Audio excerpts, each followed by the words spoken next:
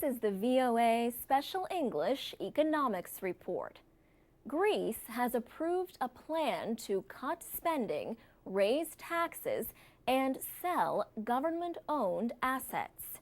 The approval cleared the way for $17 billion in loans from the International Monetary Fund and the European Union. The loans are a share of the $156 billion rescue deal that Greece secured last year.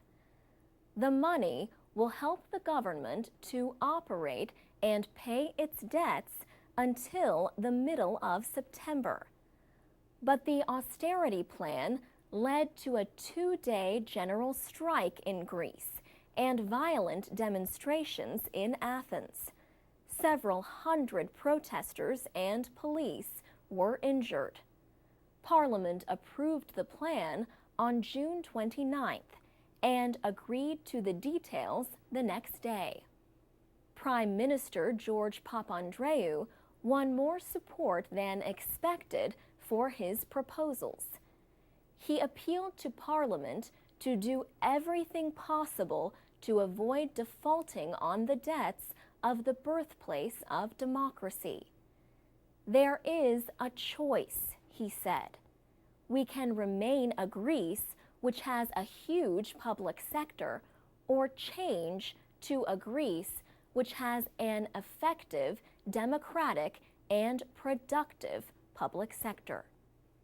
Greece is expected to seek more international help, even though years of government borrowing led to the crisis.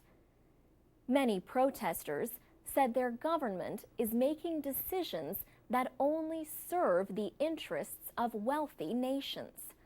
But other Greeks see the need for austerity. One man said, "I think the policies are a good step towards finding common ground with the European Union. I don't think any country can operate in isolation these days, especially a country the size of Greece." On June 28th, the IMF chose French Finance Minister Christine Lagarde as its new managing director. Dominique Strauss-Kahn resigned in May after he was accused of sexually assaulting a hotel cleaning woman in New York.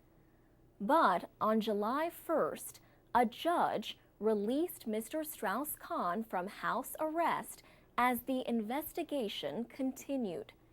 Prosecutors raised questions about the believability of the accuser.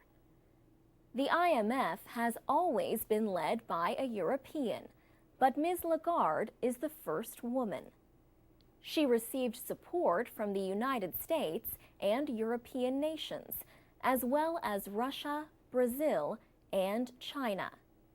She has promised to be a strong voice for developing countries, especially in Asia and Africa. But international monetary expert Domenico Lombardi says she can also pressure other European finance ministers to take a more aggressive stance on the European crisis. For VOA Special English, I'm Alex Villarreal.